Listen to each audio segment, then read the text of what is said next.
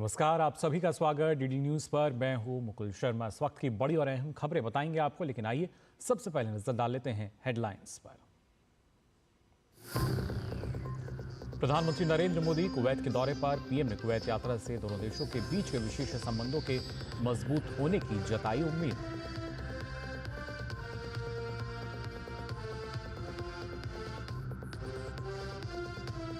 दिल्ली के उपराज्यपाल वीके सक्सेना ने आबकारी नीति मामले में अरविंद केजरीवाल पर मुकदमा चलाने के लिए ईडी को दी मंजूरी। भाजपा का हमला, केजरीवाल कहा दिल्ली आबकारी नीति घोटाले का सरगना।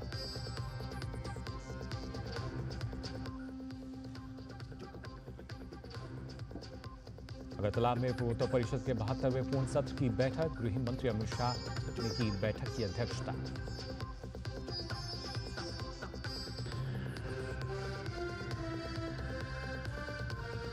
आज मनाया जा रहा है विश्व ध्यान दिवस। पीएम मोदी ने लोगों से ध्यान को दैनिक जीवन का हिस्सा बनाने का किया आह्वान।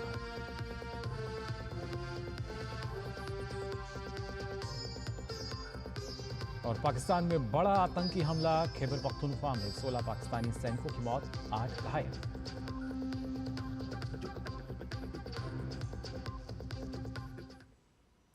और आइए सबसे पहले बात करते हैं प्रधानमंत्री के कुवैत दौरे की।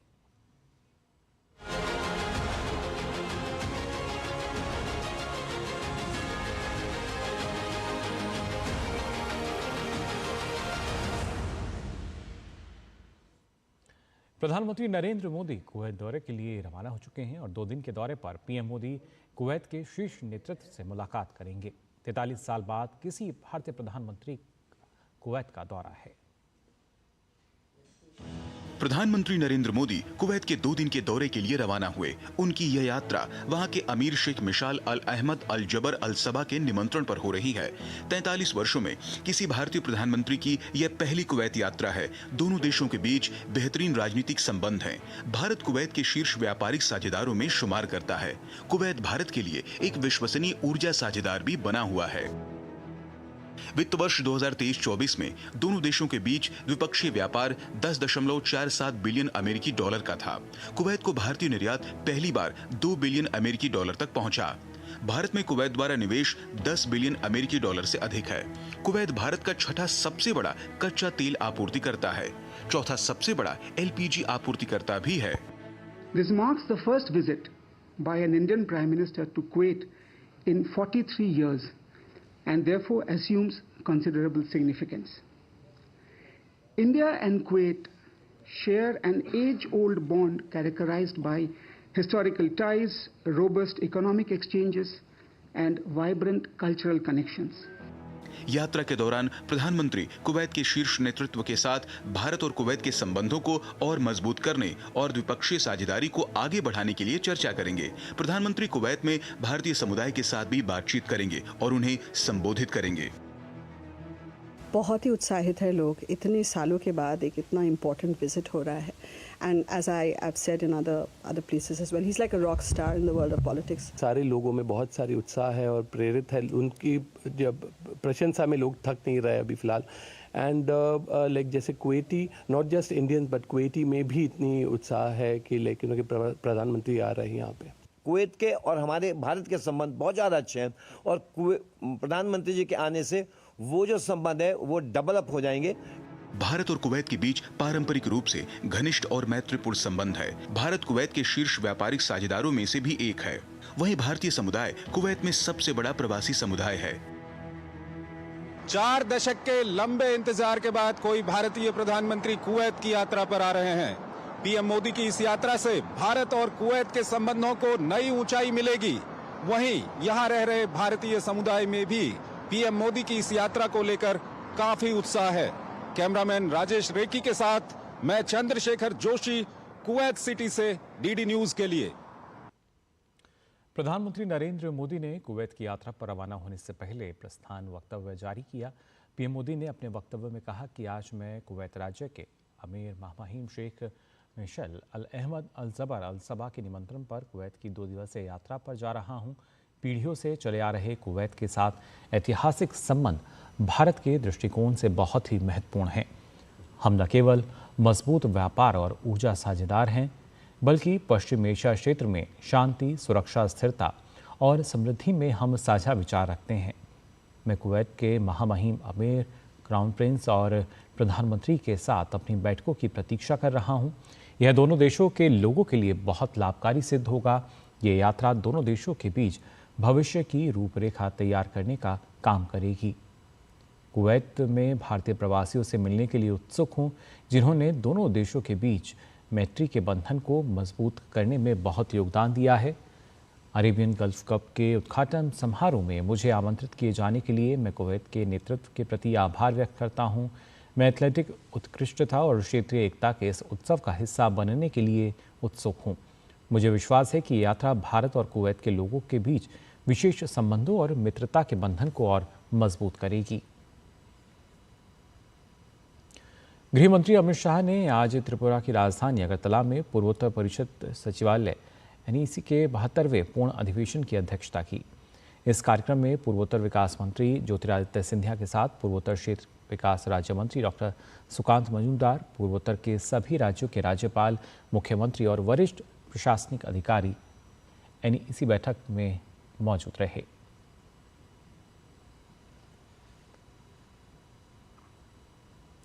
और राजस्थान के जैसलमेर में GST काउंसिल की 55वीं बैठक जारी है। केंद्रीय वित्त मंत्री निर्मला सीतारमण बैठक की अध्यक्षता कर रही हैं। बैठक में केंद्रीय वित्त राज्य मंत्री पंकज चौधरी, हरियाणा के मुख्यमंत्री नायब सैनी, ओडिशा के CM मोहन चरण मांझी, जम्मू कश्मीर के मुख्यमंत्री उमर अब्दुल्ला और गोवा के CM प्रमोद सावंत, अरुणाचल प्रदेश के डिप्टी CM चौनहमीन, बिहार के वित्त मंत्री सम्राट चौधरी और राजस्थान के चिकित्सा मंत्री गजेंद्र सिंह खींवसर समेत देश के विभिन्न राज्यों से आए वित्त मंत्री और प्रतिनिधि मौजूद हैं। महाराष्ट्र के उप मुख्यमंत्री एकनाथ शिंदे नागपुर में स्थित बाबा साहेब B.R. अम्बेडकर की दीक्षा भूमि पहुंचे। उन्होंने इस मौके पर कहा कि निश्चित रूप से यहां आने के बाद हमें एक ऊर्जा और प्रेरणा मिलती है। ये स्थान प्रेरणा का स्रोत है। भूमि, चैत्य भूमि एक श्रद्धा और आदर्श भूमि है और निश्चित रूप से हमारे जैसे कार्यकर्ता लोग यहाँ पर आते हैं तो ऊर्जा लेके जाते हैं, प्रेरणा लेके जाते हैं और ज़्यादा समाज सेवा करने की शक्ति मिलती है। और इसलिए हर साल मैं यहाँ आता हूँ और दीक्षा भूमि में बाबा साहब को वंदन करता हूँ। और वैसे मैं यहाँ पर आया हूँ और निश्चित रूप से बाबा साहब के विचार जो है, जो दलित शोषित पीड़ित जो है उनको मुख्य प्रवाह में लाने का काम उन्होंने किया है और उन्हीं के वजह से आज सामान्य परिवार के व्यक्ति को देश के प्रधानमंत्री बनने का सौभाग्य प्राप्त हुआ। नागालैंड की अनुसूचित जनजाति की महिला सांसद फांगनॉन कोन्याक के साथ कथित दुर्व्यवहार मामले में राहुल गांधी अब घिरते हुए नजर आ रहे हैं। अब राष्ट्रीय महिला आयोग ने इस मामले का स्वतः संज्ञान लिया है। राष्ट्रीय महिला आयोग की अध्यक्ष विजया राहकर ने इस तरह के व्यवहार की निंदा की है और लोकसभा अध्यक्ष साथ ही राज्यसभा के सभापति से संसद में महिलाओं की गरिमा को बनाए रखने के लिए त्वरित कार्रवाई करने का आग्रह किया है। उन्होंने कहा कि राष्ट्रीय महिला आयोग हर जगह सभी महिलाओं के लिए सम्मान, समानता और गरिमा के महत्व पर जोर देता है।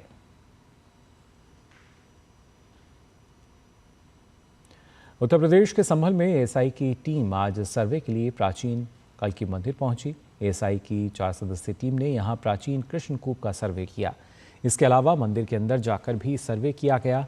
सर्वे के दौरान संभल की एसडीएम वंदना मिश्रा भी मौजूद रहीं। ये स्टेट आर्कियोलॉजी की टीम थी और ये लोग आए थे। अभी इन्होंने एक प्राचीन कूप है यहाँ पर, उसका काल निर्धारण होना है कि वो कितना पुराना है, तो उसको उन्होंने देखा। मंदिर में दर्शन किया लगभग 15 मिनट के आसपास। उत्तर प्रदेश के रायबरेली जिले के सलोन में फर्जी जन्म प्रमाण पत्र मामले में सभी आरोपियों के खिलाफ 54 पन्नों की चार्जशीट कोर्ट में दाखिल की जा चुकी है।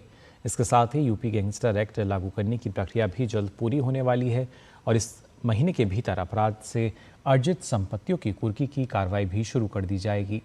जानकारी के अनुसार गिरोह के सरगना रविकेश लाल देव ने बयान दिया है कि इस गिरोह ने CRS पोर्टल सहित कई अन्य पोर्टलों के साथ साथ खुद के बनाए गए एक अलग फर्जी पोर्टल का इस्तेमाल करते हुए 4 लाख से ज़्यादा फर्जी जन्म प्रमाण पत्र और करीब 5000 फर्जी मृत्यु प्रमाण पत्र तैयार किए थे। जुलाई 24 में थाना सलोन अंतर्गत एक मुकदमा अपराध संख्या 327/24 अभियोग पंजीकृत किया गया था एडीओ पंचायत के तहरीर पर। इसमें नामजद अभियुक्त ग्राम विकास अधिकारी एवं 3 जन सुविधा केंद्र संचालक।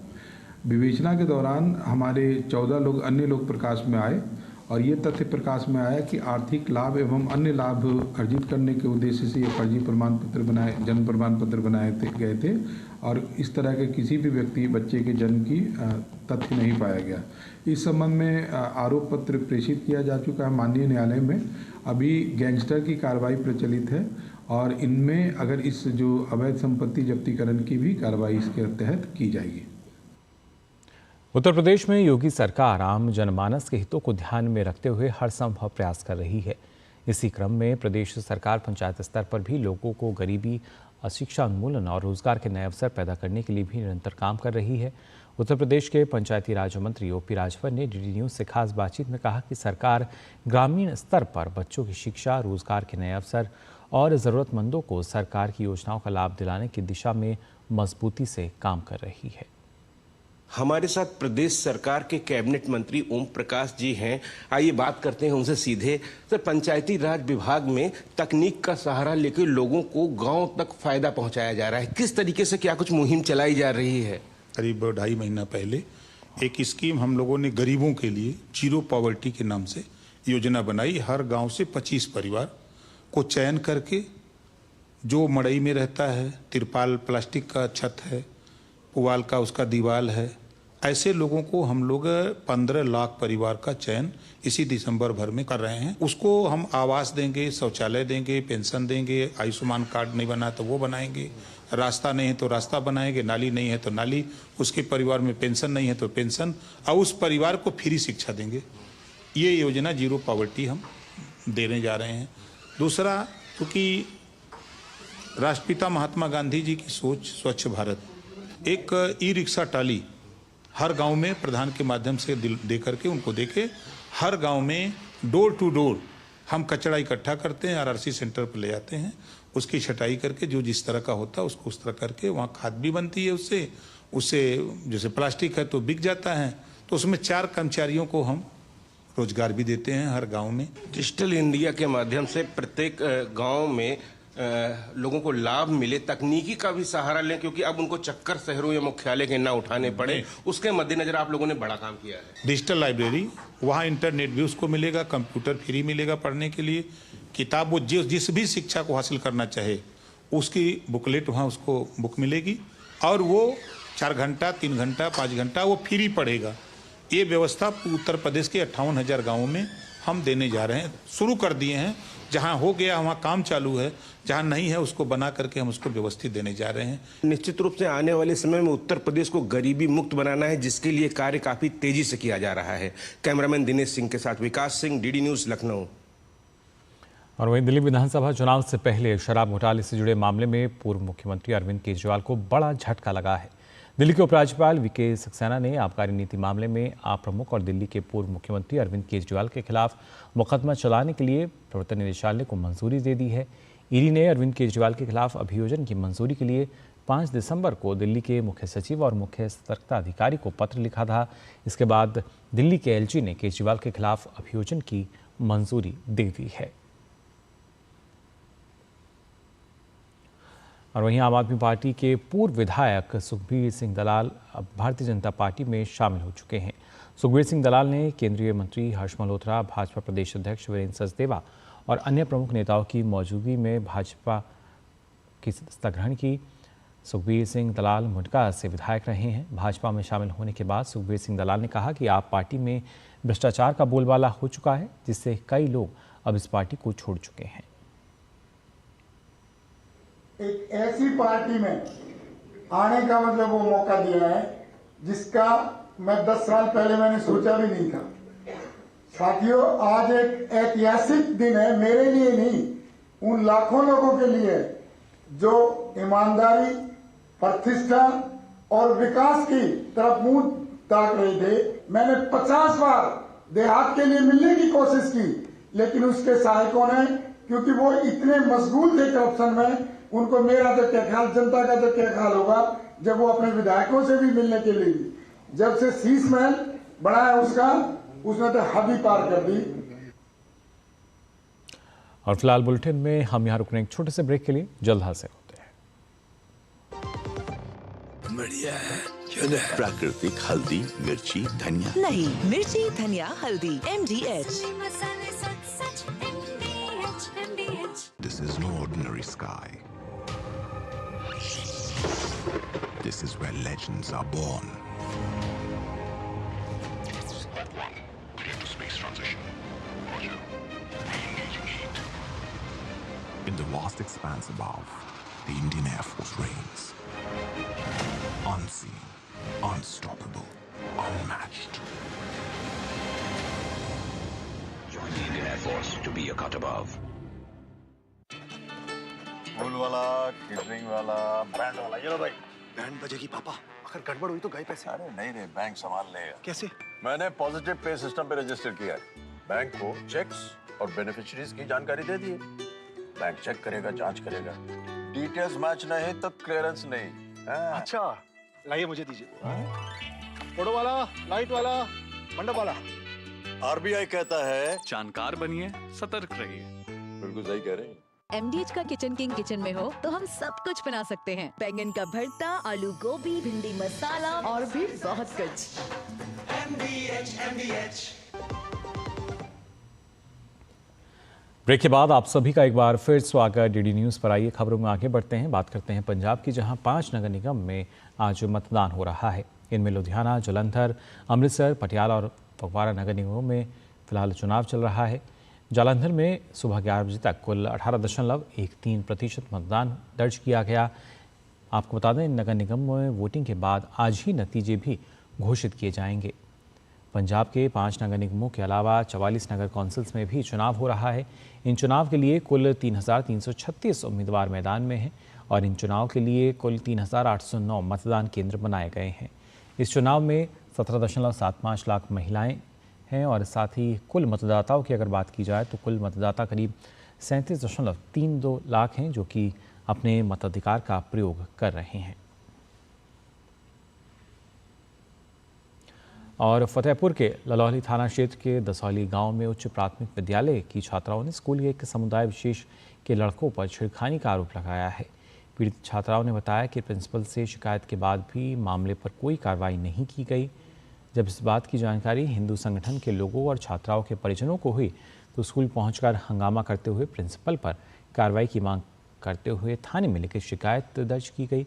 इसके बाद पुलिस ने प्रधानाचार्य के खिलाफ सुसंगत धाराओं में मुकदमा दर्ज कर आगे की कार्रवाई शुरू कर दी है।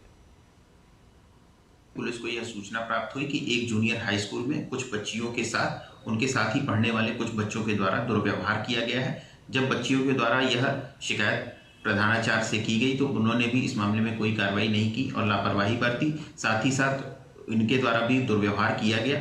प्रकरण में तत्काल सुसंगत धाराओं में मुकदमा पंजीकृत कर लिया गया है। प्रधानाचार्य को गिरफ्तार कर लिया गया है। सभी बच्चों की गंभीरता से जांच करके अग्रिम विधिक कार्रवाई की जा रही है। केंद्रीय पर्यावरण, वन एवं जलवायु परिवर्तन मंत्री भूपेंद्र यादव ने देहरादून में भारत वन स्थित रिपोर्ट 2023 का विमोचन किया। इस अवसर पर पर्यावरण, वन एवं जलवायु परिवर्तन राज्य मंत्री कीर्तिवर्धन सिंह और मंत्रालय की सचिव लीना नंदन भी मौजूद रहीं। इस मौके पर भूपेंद्र यादव ने कहा कि किसी भी देश के पर्यावरण संकट से निपटने में भारत अहम भूमिका निभाना चाहता है। जानकारी देते हुए उन्होंने कहा कि प्रधानमंत्री के नेतृत्व में हमने एक पेड़ माँ के नाम अभियान चलाया जिसमें 102 करोड़ से अधिक पेड़ लगाए जा चुके हैं। दुनिया के जो पर्यावरणीय संकट है उसमें हम हमेशा कहते हैं कि भारत जो है वो प्रॉब्लम का पार्ट नहीं बनना चाहता है, हम सॉल्यूशन करना भी चाहते हैं और करने के लिए हम ग्लोबल साउथ को लेकर भी चलना चाहते हैं। इस 5 जून को प्रधानमंत्री जी ने पूरे देश में एक पेड़ माँ के नाम अभियान शुरू किया और लगभग 5-6 महीने में हमारे पोर्टल पे 102 करोड़ से ज्यादा एंट्रीज आई और सब लोगों ने एक पेड़ माँ के नाम अभियान में भाग लिया। ये बहुत बड़ा दुनिया का चलने वाला कार्यक्रम हम लोगों ने चलाया। दिल्ली के उपराज्यपाल द्वारा आबकारी नीति मामले में अरविंद केजरीवाल पर मुकदमा चलाने की मंजूरी देने पर दिल्ली भाजपा अध्यक्ष वीरेंद्र सचदेवा ने केजरीवाल पर जमकर निशाना साधा। वीरेंद्र सचदेवा ने कहा कि अरविंद केजरीवाल ने दिल्ली को लूटा है। जैसे जैसे जांच आगे बढ़ेगी केजरीवाल को सजा मिलेगी।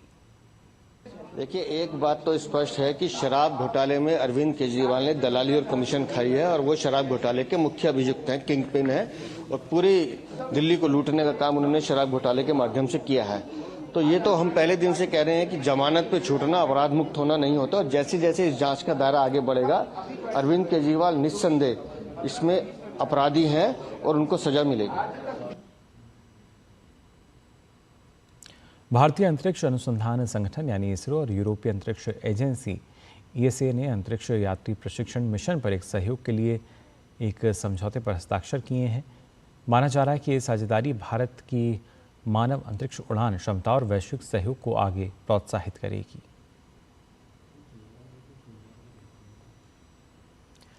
अगले साल प्रयागराज में होने वाले महाकुंभ के लिए तैयारियां जोरों पर हैं।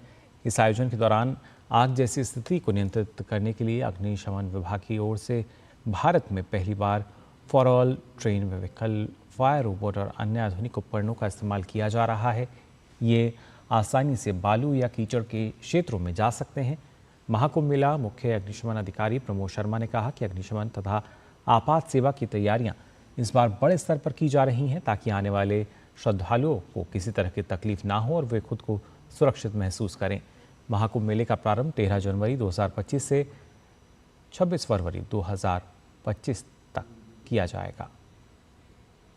अग्निशमन तथा आपात सेवा की जो तैयारियां हैं वो अब की बार बड़े स्केल पे की जा रही हैं ताकि जो आने वाले श्रद्धालु हैं उनको कोई तकलीफ ना हो, वो सुरक्षित महसूस करें। हमारे द्वारा जो 4 ऑल ट्रेन व्हीकल जो कि इंडिया में पहली बार फायर सर्विस के पास यूज हो रहे हैं। हमारे द्वारा जो है फायर रोबो पहली बार ग्राउंड के ऊपर उतारा गया है क्योंकि जो ऐसे एरियाज जहां पर जाने के बाद में हमारा जो जवान है उसकी हमारे को लगता है कि उसकी जान को खतरा है, तो ऐसे एरियाज के अंदर हम रिमोट ऑपरेटेड जो हमारा फायर फाइटिंग रोबो है इसका इस्तेमाल करके आग को बुझाएंगे। पूरा जो महाकुंभ मेला है वो 4000 हेक्टेयर में बसा हुआ है, जिसके रिस्क को देखते हुए हमारे द्वारा 50 फायर स्टेशन और 20 फायर पोस्ट वो बनाई जा रही हैं ताकि जो आने वाले श्रद्धालु हैं तो उनको हम अच्छी सुरक्षा का जो घेरा है वो प्रदान कर सकें।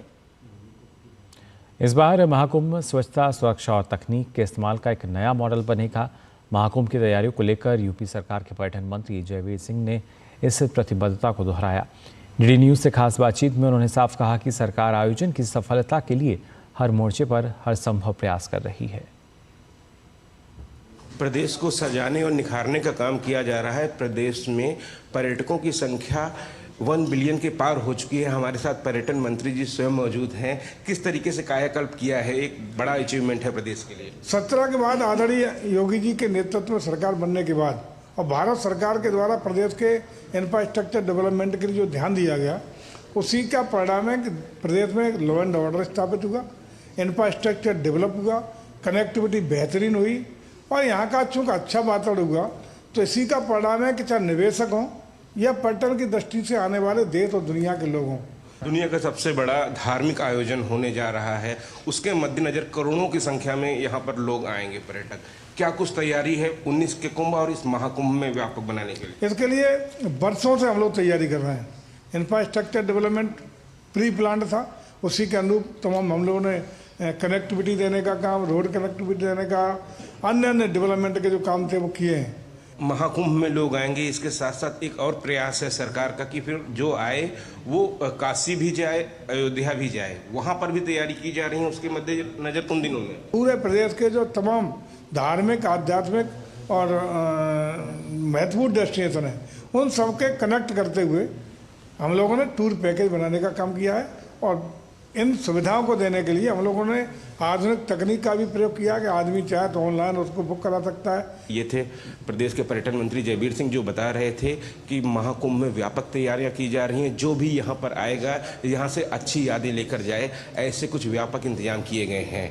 कैमरामैन दिनेश सिंह के साथ विकास सिंह, डीडी न्यूज़, लखनऊ। नीलिमा रानी साहित्य सम्मान एक राष्ट्रीय स्तर का साहित्यिक पुरस्कार है। 5 जनवरी 2025 को कादम्बरी साहित्य महोत्सव में ज्ञानेश्वर मूले को ये पुरस्कार दिया जाएगा। इस बात की घोषणा दिल्ली में एक प्रेस वार्ता में फिल्म मेकर और विख्यात लेखिका इति रानी समांता ने की। ज्ञानेश्वर फुले पूर्व भारतीय राजनयिक के साथ साथ एक प्रसिद्ध लेखक और स्तंभकार भी हैं।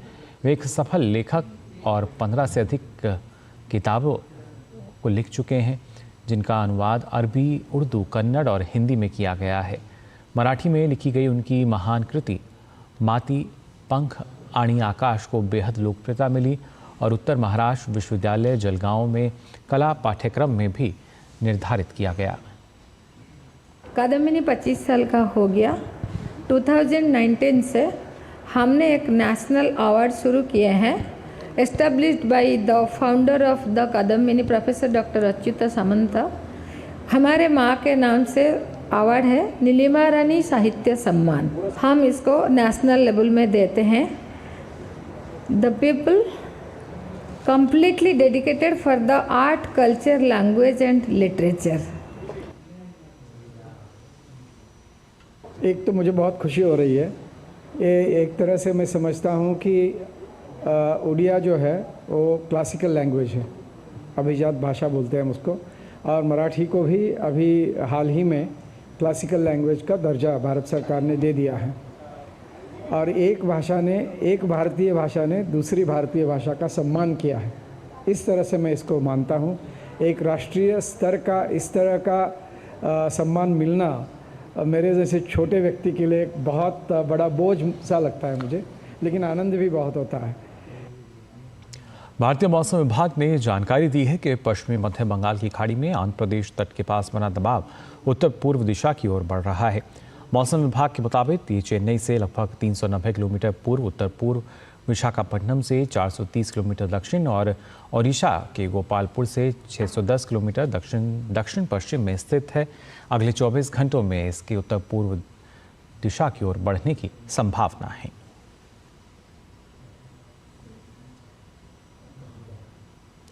इंडिया पोस्ट पेमेंट्स बैंक ने 2024 में 2.68 करोड़ खाते खोले हैं। इसमें 59% खाते महिलाओं के स्वामित्व वाले हैं और 77% खाते देश के ग्रामीण हिस्सों में खोले गए हैं। जनवरी से नवंबर की अवधि में जहां 1.04 करोड़ ग्राहकों ने मोबाइल बैंकिंग सेवाओं का लाभ उठाया, वहीं 69 लाख महिलाओं ने वीडीसी सेवाओं का उपयोग किया। लगभग 2600 करोड़ का भुगतान आधार सक्षम भुगतान प्रणाली के माध्यम से किया गया।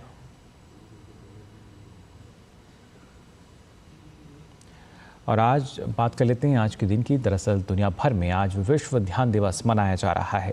संयुक्त राष्ट्र ने 21 दिसंबर को विश्व ध्यान दिवस के रूप में घोषित किया है। इस अवसर पर यूएन मुख्यालय के जस्टिस काउंसिल चैम्बर में एक विशेष कार्यक्रम का आयोजन किया गया।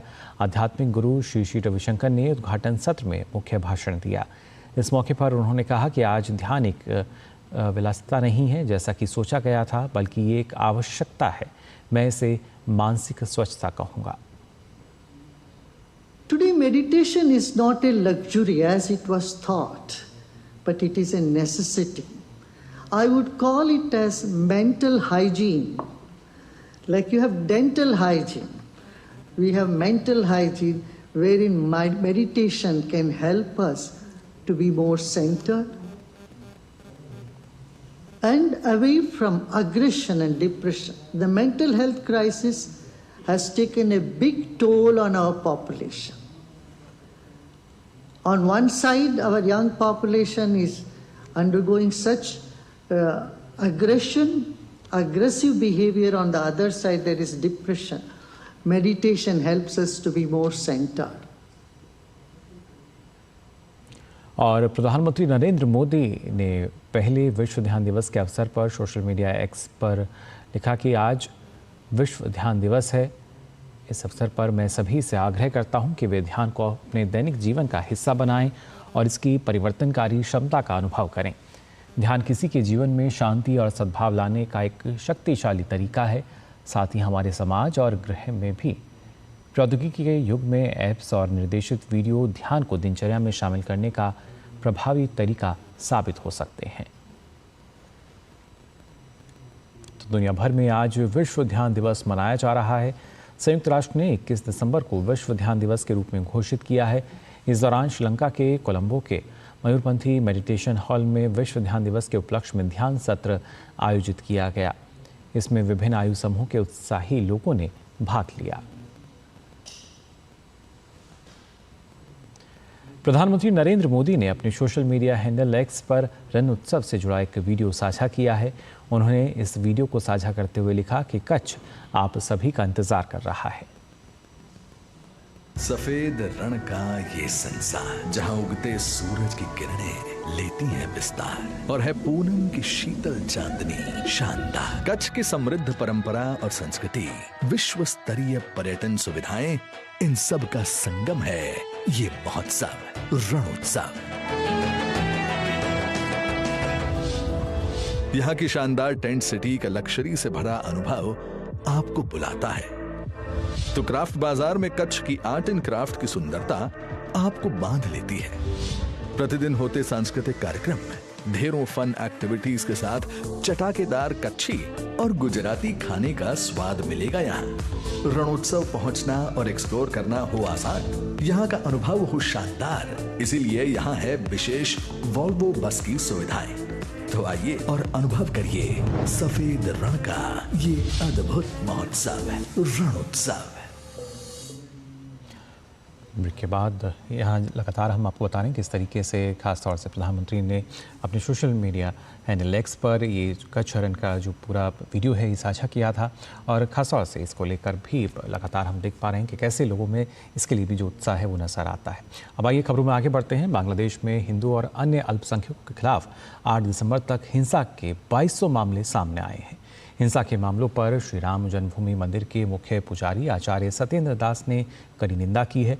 उन्होंने बांग्लादेश सरकार से हिंदुओं को बचाने के लिए संज्ञान लेने की बात कही। लोगों का विचार यही है कि वहाँ हिंदू निर्मूल हो जाएंगे, उनके मंदिर सब तोड़ दिए जाएंगे। और ये घटना जब से परिवर्तन हुआ है बांग्लादेश के, तब से ये काम हो रहे हैं और काम जो हो रहे हैं वो बहुत घृणित काम हो रहे हैं।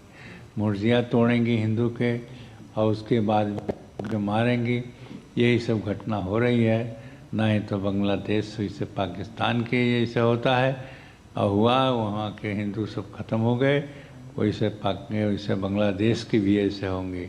इसलिए ये सरकार को चाहिए कि उनके मंदिरों को बचाने के उनके बचाने के लिए या करें कि जैसे कि वो लोग बच सकें। भारत के विदेश सचिव विक्रम मिस्री ने मॉरिशस के कैप मालहेरिक्स में भारत की सहायता प्राप्त क्षेत्रीय स्वास्थ्य केंद्र का दौरा किया। ये परियोजना पूरी हो चुकी है और जल्द ही से चालू किए जाने की उम्मीद है। इस दौरान विदेश सचिव ने विश्वास जताया कि ये आधुनिक स्वास्थ्य केंद्र क्षेत्रीय स्वास्थ्य बुनियादी ढांचे को मजबूती प्रदान करेगा। उन्होंने कहा कि इस केंद्र की सेवाओं से स्थानीय निवासियों का महत्वपूर्ण लाभ होगा। पाकिस्तान प्रशासन ने बताया है कि आज खैबर पख्तूनख्वा ज़िले में एक बड़ा आतंकी हमला हुआ है। मकीन क्षेत्र में महीनों में हुआ ये सबसे बड़ा हमला है। इसमें पाकिस्तान के 16 सैनिकों की मौत हो गई और 8 घायल हो गए। हमले में आतंकवादियों ने चौकी पर मौजूद वायरलेस संचार उपकरण, दस्तावेज और अन्य वस्तुओं में आग लगा दी। इससे पहले 5 अक्टूबर को कई आतंकी हमलों में कई पाकिस्तानी सैनिकों की मौत हो गई थी। खुर्रम ज़िले में हमले में 7 सैनिक मारे गए थे, वहीं 2 लोग घायल हुए थे। विश्व स्तर पर नामित आतंकवादी संगठन तहरीक तालिबान पाकिस्तान ने कथित तौर पर हिंसा की जिम्मेदारी ली थी। माना जा रहा है कि आज हुए हमले में भी टीटीपी आतंकियों का हाथ है। अमेरिकी संसद ने आज सुबह सरकारी कामकाज बंद होने से रोकने के लिए एक बिल पास किया। ये बिल राष्ट्रपति बाइडेन के हस्ताक्षर के लिए भेजा गया है। हस्ताक्षर के बाद इस बिल को लागू कर दिया जाएगा। सीनेट में ये बिल 85-11 के वोट से पास हुआ, जबकि हाउस ऑफ रिप्रेजेंटेटिव्स ने 366-34 के वोटों से इस विधेयक को पारित किया। इस बिल को शटडाउन को रोकने के लिए ज़रूरी बताया जा रहा है।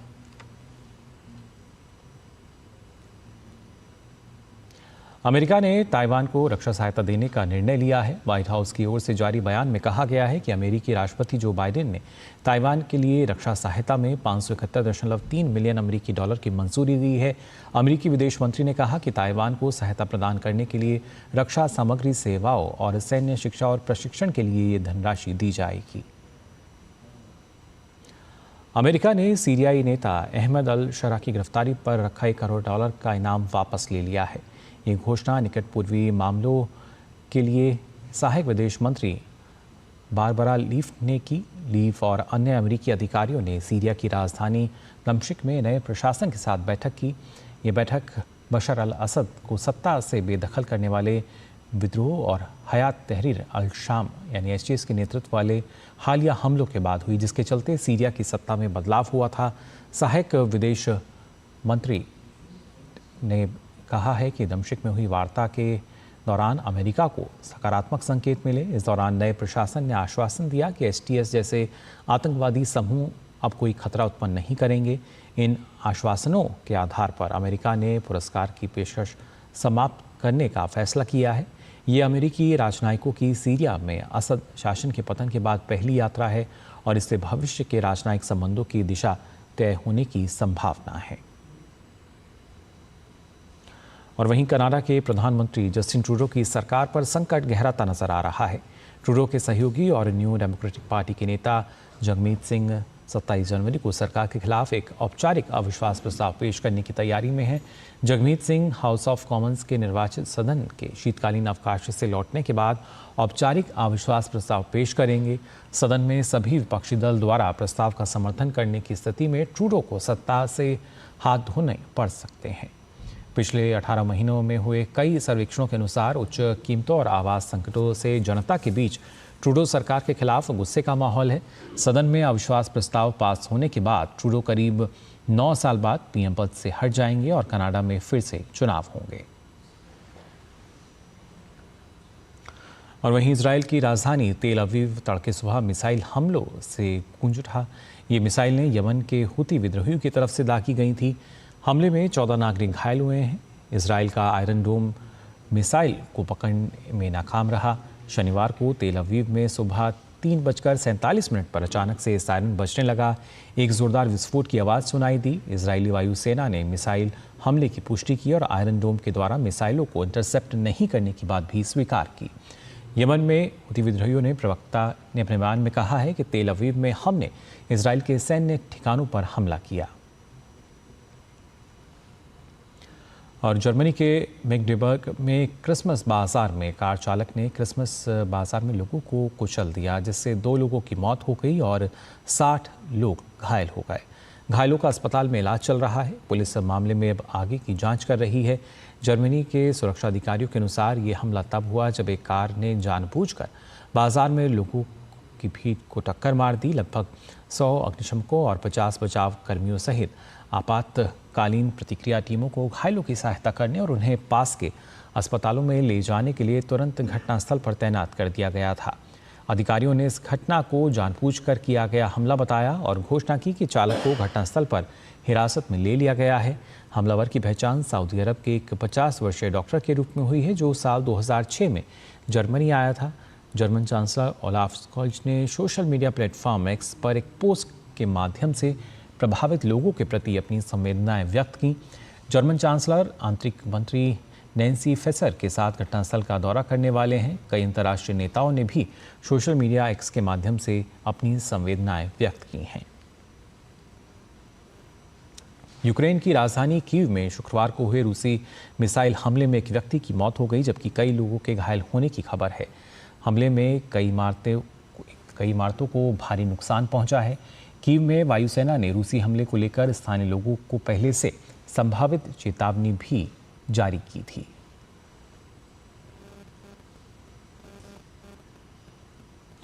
हरियाणा की युवा निशानेबाज सुरुचि ने 67वें राष्ट्रीय निशानेबाजी चैंपियनशिप के 10 मीटर एयर पिस्टल स्पर्धा में 3 स्वर्ण पदक अपने नाम कर लिए हैं।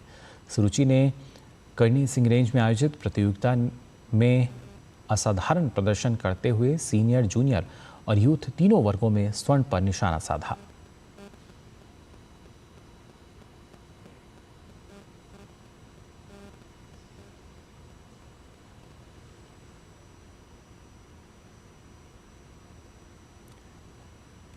आपको बता दें, निशानेबाजी में 3 स्वर्ण पदक इस दौरान हासिल किए हैं अलग अलग श्रेणियों में। पूरी दुनिया का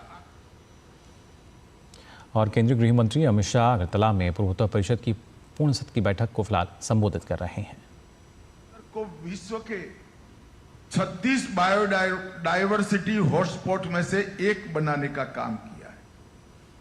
हमारी स्ट्रेंथ अकेले पूर्वोत्तर में 7500 से ज्यादा अधिक फूलों की प्रजातियां हैं और कई प्रकार के अलभ्य, वन्य और पानीजन्य प्रजातियों का ये हमारा उत्कृष्ट स्थान है।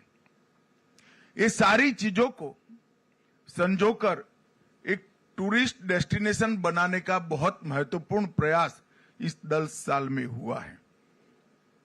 परंतु सबसे बड़ा काम हुआ है तो नॉर्थ ईस्ट के अंदर शांति प्रस्तापित करने का काम ये 10 साल के अंदर हुआ है। मैं बाद में इसमें डिटेल बताऊंगा, परंतु 20 से ज्यादा समझौते कर 9000 से ज्यादा हाथ में हथियार लिए युवाओं को सरेंडर कर मेन स्ट्रीम में शामिल कर नॉर्थ ईस्ट के अंदर शांति प्रस्तापित हुई, जो हर प्रकार के विकास की नींव बनी है। और अभी अभी प्रधानमंत्री जी अष्टलक्ष्मी कंसेप्ट को एक और ताकत देने के लिए दिल्ली के कार्यक्रम में गए और अब ये अष्टलक्ष्मी कंसेप्ट पूरी दुनिया, पूरा देश स्वीकार कर रही है। मैं आज सभी मुख्यमंत्रियों को भी कहना चाहता हूं कि पूरा देश चाहता है कि नॉर्थ ईस्ट का हर व्यक्ति समृद्ध बने, नॉर्थ ईस्ट का हर राज्य समृद्ध बने और उत्तर प्रदेश से कई गुना बड़ा हमारे भूभाग देश के विकास में योगदान करता रहे। एक प्रकार से इतनी सारी डाइवर्सिटी के साथ विकास के रास्ते पर आगे बढ़ने के लिए सभी प्रकार की मूल संरचनाएं खड़ा करने का काम ये 10 साल में हुआ है। अब समय आ गया है कि नींव पर एक बुलंद, मजबूत और समावेशी विकास की आगे बढ़ने का काम हमें करना है। पूर्वोत्तर के विकास की गति बढ़ाकर पूर्वोत्तर को शेष भारत के बरोबर लाना, ये भारतीय जनता पार्टी की नरेंद्र मोदी सरकार का लक्ष्य है। केंद्र में जब जब भारतीय जनता पार्टी की सरकार आई, नॉर्थ ईस्ट को प्रायोरिटी देने की शुरुआत करी। जब अटल जी की सरकार बनी तब हमने डोनर मंत्रालय की स्थापना करी और मोदी जी ने पूरी मंत्रिपरिषद को नॉर्थ ईस्ट का रात्रि निवास वाले दौरे करने का आग्रह कर 700 से ज्यादा मंत्रियों ने अब तक रात्रि निवास, 700 दिन से ज्यादा रात्रि निवास यहां पर हुआ है। प्रधानमंत्री स्वयं 65 बार आए हैं और हर बार कोई न कोई तोहफा नॉर्थ ईस्ट के लिए लेकर आए हैं। भारतीय जनता पार्टी की मोदी सरकार ने पूर्वोत्तर की संस्कृति को भी संरक्षित करने के लिए कोई कसर नहीं छोड़ी। सबसे ज्यादा अगर पूर्वोत्तर की भाषाओं को 8वीं अनुसूची में समाने का काम हुआ तो वो भारतीय जनता पार्टी के शासन में हुआ। हमने भी विभिन्न समझौते जो किए उसमें पूर्वोत्तर की अलग अलग बोलियों को ताकत देना, उसको संजोना और प्राथमिक शिक्षा कम से कम पूर्वोत्तर की भाषा में हो, इसके लिए हमने बड़ा आग्रह रखा है। और मैं मानता हूं कि इससे बहुत बड़ा फायदा हमारी सांस्कृतिक विरासत को संजोकर रखने में होगा। अब समय आ गया है कि $5 ट्रिलियन की अर्थव्यवस्था को पूर्वोत्तर के विकास से एक बिग पुश देने का समय आ गया है और इसके लिए एक्ट ईस्ट, एक्ट फास्ट और एक्ट फर्स्ट, ये तीनों मंत्र जो हमें दिए गए हैं, ये तीनों मंत्र को चरितार्थ करने का काम डोनर मंत्रालय बखूबी कर रहा है। एनईसी भी कर रही है। एनईसी ने अपने 50 वर्षों में आकांक्षाओं, जरूरियातों और चुनौतियों के संभावित समाधानों पर चर्चा करने का एक महत्वपूर्ण मंच बनकर पूर्वोत्तर के विकास की भाग्य रेखा बनने का काम किया है। भारत सरकार और पूर्वोत्तर के छोटे छोटे राज्यों की नीति के बीच में सामंजस्य हो, जिसके कारण विकास नीचे तक पहुंचा है, इसमें एनईसी की बड़ी भूमिका रही है। विकास की योजनाएं तैयार करना, विभिन्न जनजातीय समूहों को विकास के साथ जोड़ना और समग्र क्षेत्र को एक अलग दृष्टिकोण से ऊपर से देखकर समग्र क्षेत्र के विकास का आयोजन रेखांकित करने का काम पूर्वोत्तर में एनईसी ने किया है। मोदी जी ने एक पॉजिटिव इकोसिस्टम बनाने का काम कर लिया है। इसके आधार पर राज्य सरकारों ने और डोनर मंत्रालय ने निवेश का इकोसिस्टम बेहतर करने की अब जरूरत है। कनेक्टिविटी अब प्रॉब्लम नहीं रही और विश्व के साथ कनेक्टिविटी भी थोड़े समय के बाद प्रॉब्लम नहीं रहने वाली है। बांग्लादेश के एन्क्लेव्स एक्सचेंज के बाद पूर्वोत्तर को दुनिया के साथ जोड़ने का हमारा लक्ष्य बहुत जल्दी समाप्त हो जाएगा।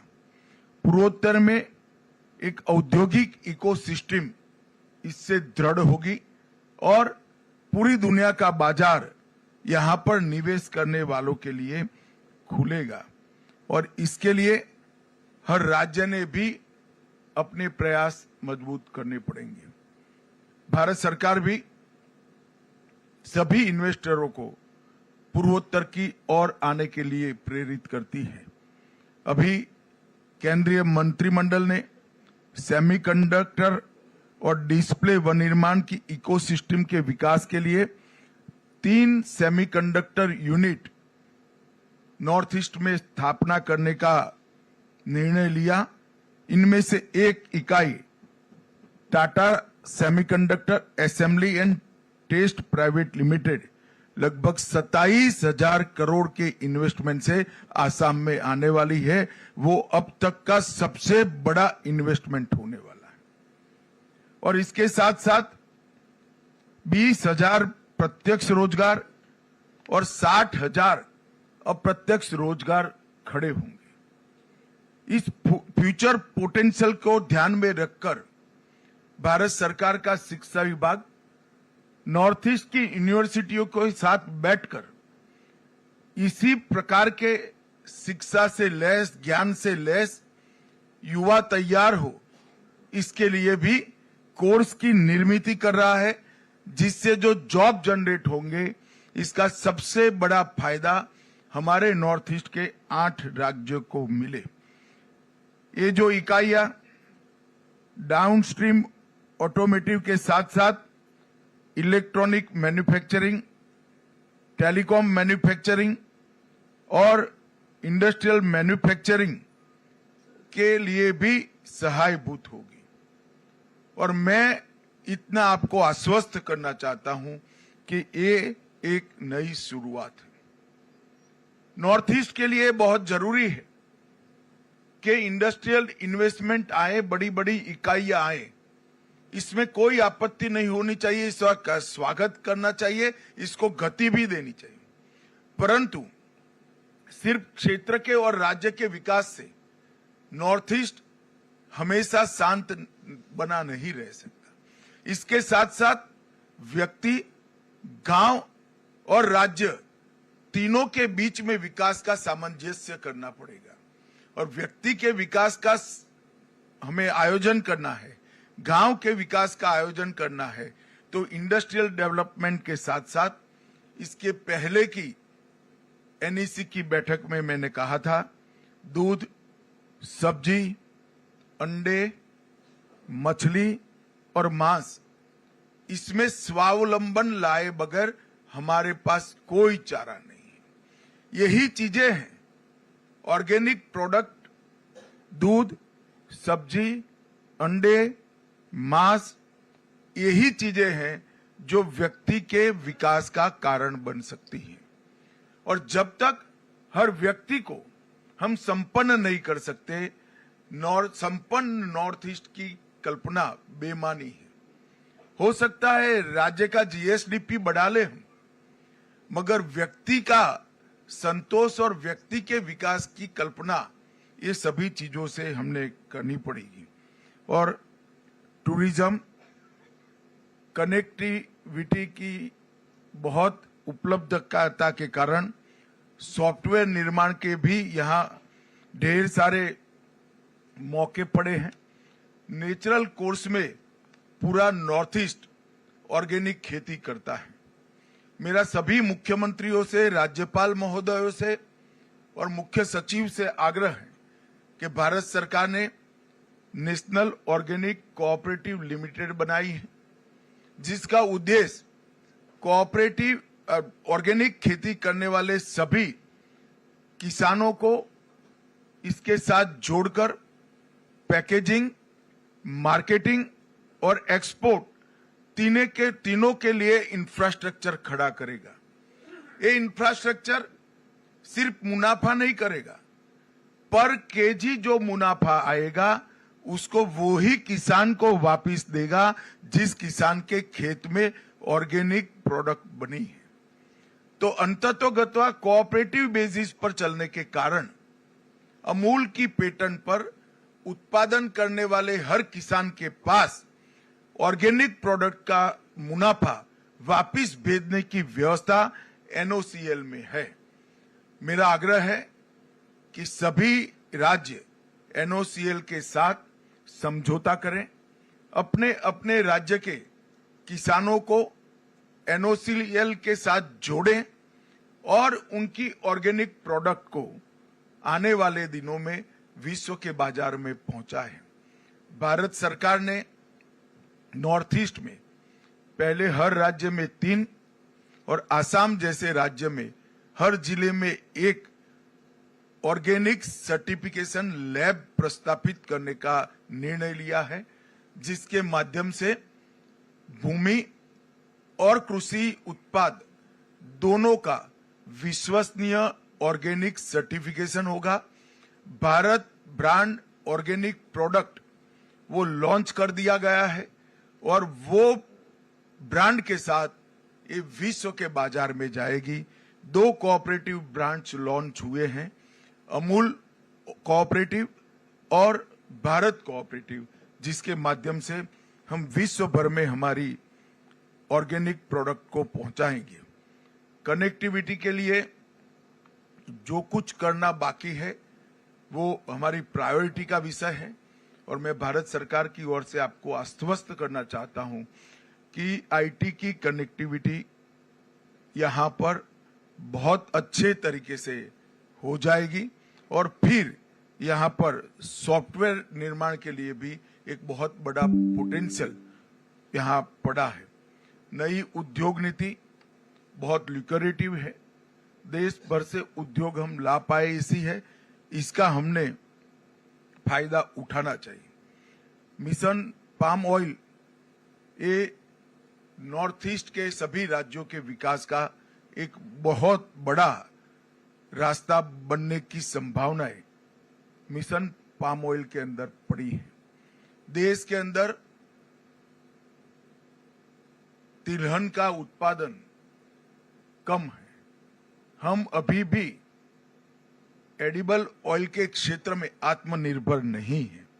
ये मिशन पाम ऑयल ही हमें आत्मनिर्भर कर सकता है और इसके लिए गुजरात में कुछ जगह टिश्यू कल्चर के प्रयोग भी हो रहे हैं जो पर्याप्त मात्रा में ज्यादा प्रोडक्ट देने वाले पाम के पौधों का निर्माण भी करेंगे और यहां पर देने का काम भी करेंगे और किसानों को क्रूड पाम ऑयल के मूल्य पर 2% डिफरेंशियल देने का भी भारत सरकार ने आयोजन करा है। अब तक पूर्वोत्तर क्षेत्र में 10 नई तेल मिलों का विकास करने का प्रस्ताव है। मुझे लगता है कि ये हमें फायदा कराएगा। सुरक्षा के क्षेत्र में हमने मल्टी डायमेंशनल अप्रोच यहां पर अपनाया है।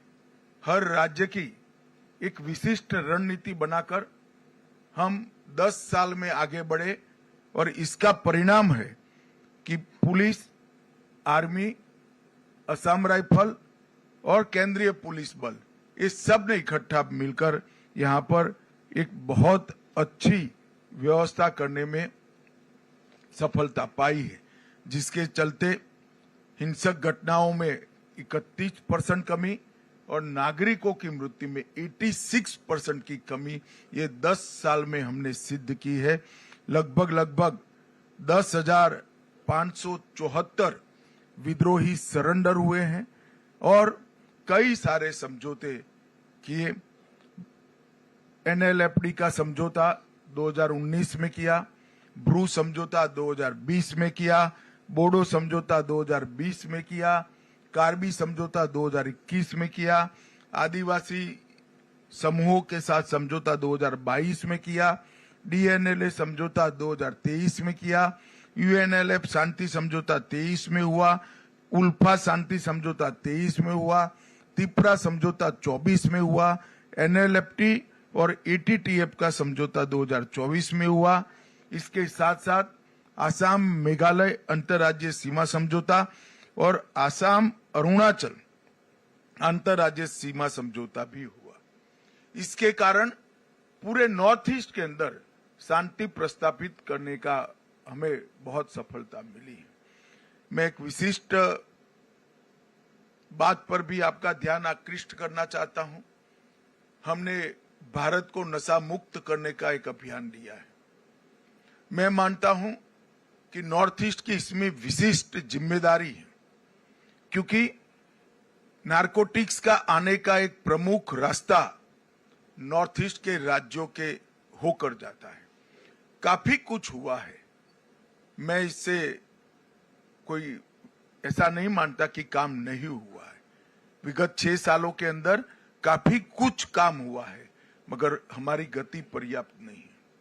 मेरा आग्रह है सभी मुख्यमंत्री और राज्यपालों से कि आप सभी लोग हमारी जो जिले की निगरानी समिति बनाई है, उसको कितनी बैठकें जिला लेवल पर होती हैं, उस पर पूरा बल दीजिए, उसको मॉनिटर करिए और नॉर्थ ईस्ट को पूरे भारत के लिए नारकोटिक्स के रास्ते का जो कलंक लगा है, वो कलंक को हमें मिटाना चाहिए। नशा आने वाली पीढ़ियों को खोखला करता है और हमने पूर्णतया से भारत को नशा मुक्त बनाने का काम करना है और ये मिशन, उसमें नॉर्थ ईस्ट बहुत बड़ा योगदान कर सकता है। तीनों नई संहिताएं जो आई हैं, आपराधिक न्याय प्रणाली में 3 नए कानून आए हैं। इसके इम्प्लीमेंटेशन के लिए फरवरी माह में मैं दिल्ली में सभी मुख्यमंत्रियों की एक साथ मीटिंग बुलाने वाला हूं। मेरा आग्रह है कि उसके पहले NCRB और BPRND के साथ आपके पुलिस प्रमुख बैठकर आपका पूरा नॉर्थ ईस्ट को कंप्लीट तीनों संहिता के अमलीकरण के लिए तैयार करने का काम समाप्त कर ले। मैं आपको विश्वास दिलाता हूं कि तीनों संहिता के इम्प्लीमेंटेशन के बाद, पूर्ण इम्प्लीमेंटेशन के बाद कोई भी FIR रजिस्टर होगी, वो सुप्रीम कोर्ट तक 3 साल में इस नागरिक को न्याय मिल जाएगा। हम सालों तक आतंकवाद से जूझते रहे, हम सालों तक अहिंसा से जूझते रहे, तो सभी राज्यों की पुलिस का लक्ष्य यही रहा कि हिंसा से मुक्ति पाले। वो काम अब लगभग हो चुका है। अब समय आ गया है कि नॉर्थ ईस्ट को भी, नॉर्थ ईस्ट के हर नागरिक को संविधान ने दिए हुए अधिकार मिले, उसकी संपत्ति के रक्षण का अधिकार मिले, इसके सम्मान के संरक्षण का अधिकार मिले और उसके परिवार के संरक्षण का अधिकार मिले, जो ये 3 संहिताओं में है। अब समय आ गया है नॉर्थ ईस्ट के पूरी पुलिस का कल्चर बदलने का, इसकी दिशा बदलने का। यहां शांति हो चुकी है, अब हमारा ध्यान उग्रवादी जूथों के साथ मुठभेड़ की जगह नागरिकों को उनके अधिकार मिले, इसकी और पूरे सभी राज्यों के गृह मंत्रालय का ध्यान डाइवर्ट करना पड़ेगा। इसके लिए नॉर्थ ईस्ट के हर राज्य की पुलिस के अप्रोच के अंदर, ट्रेनिंग के अंदर और फोकस के अंदर, तीनों के अंदर परिवर्तन करने की जरूरत है।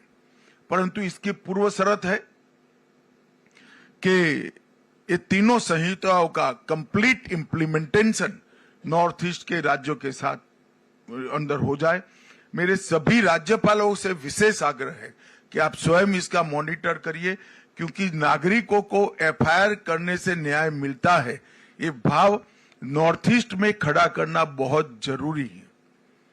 क्योंकि नॉर्थ ईस्ट पुलिस का पूर्ण फोकस 4 दशक तक इंसर्जेंसी के साथ लड़ने में रहा है। अब इंसर्जेंसी नहीं है, तब नागरिक के अधिकारों को हमने प्रस्तावित करना चाहिए। मैं फिर से रिपीट करना चाहूंगा, पुलिस की ट्रेनिंग, पुलिस का फोकस, ये दोनों हमें बदलना पड़ेगा, तभी जाकर हम संविधान दत्त अधिकार जो पूरे देश के नागरिकों को मिले हैं वो नॉर्थ ईस्ट के नागरिकों को दे पाए। पीएमडीआई अब तक 6600 करोड़ रुपए की योजनाएं हैं। नागालैंड और कुछ योजनाएं एकदम पाइपलाइन में है। मुझे पूरा भरोसा है कि 6600 करोड़ से हम कुछ ही महीनों में 9000 करोड़ तक पहुंच जाए। ये हमारे लिए बहुत बड़ी उपलब्धि है। सड़कें, विद्युत परियोजनाएं, शिक्षा परियोजनाएं, स्वास्थ्य परियोजनाएं, खेल का इंफ्रास्ट्रक्चर और टूरिज्म की परियोजनाएं, ये मिलाकर लगभग 111 से ज्यादा परियोजनाओं ने पूर्वोत्तर के विकास के लिए ढेर सारा काम किया है। 14-15 से हमारे बजट में 153% की वृद्धि हुई है। लगभग 22 मिशन से पूरे पूर्वोत्तर को हम समृद्ध बनाने का एक महत्वाकांक्षी लक्ष्य रखे हैं। Mission organic value chain development भी हमने आगे मैंने बताया ऐसे परिपूर्ण करनी पड़ेगी। और कनेक्टिविटी के लिए मैं भारत सरकार की ओर से आपको आश्वस्त करना चाहता हूं, हर प्रकार की सहायता पूर्वोत्तर राज्य को हम करेंगे और उसमें बजट की कोई कमी नहीं। सिर्फ रेल कनेक्टिविटी में 81,000 करोड़ रुपया की योजनाएं अब तक बन चुकी हैं। रोड कनेक्टिविटी में 41,000 की योजनाएं बन चुकी हैं। हवाई अड्डे के 64 रूट नए चालू हुए हैं और अब बाकी जो बचा है काम भी द्रुत गति से 3 साल में समाप्त करने का काम हमने लक्ष्य रखा है। मेरा आग्रह है कि नेसेक का सबसे ज्यादा उपयोग नॉर्थ ईस्ट के राज्यों ने करना चाहिए। नेसेक की स्थापना भी अटल जी के समय में हुई और टेक्नोलॉजी का उपयोग ये विषम भौगोलिक परिस्थिति में बसे हुए 8 छोटे छोटे राज्यों को, जब तक आपके डेवलपमेंट में टेक्नोलॉजी का उपयोग लेकर आप नहीं जाते हैं, डेवलपमेंट का फोकस तय नहीं कर सकते। रास्ते नेचुरल कोर्स में कहां से बनाने से कम अवरोध है, वो हम टेक्नोलॉजी से बहुत अच्छे तरीके से आइडेंटिफाई कर सकते हैं। वो करते हैं तो रास्ते बनाने का बजट कम से कम 30% कम होता है।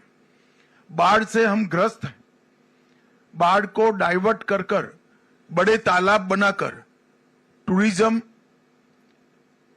एग्रीकल्चर और बाढ़ से बचना तीनों लक्ष्यों को सिद्ध कर सकते हैं।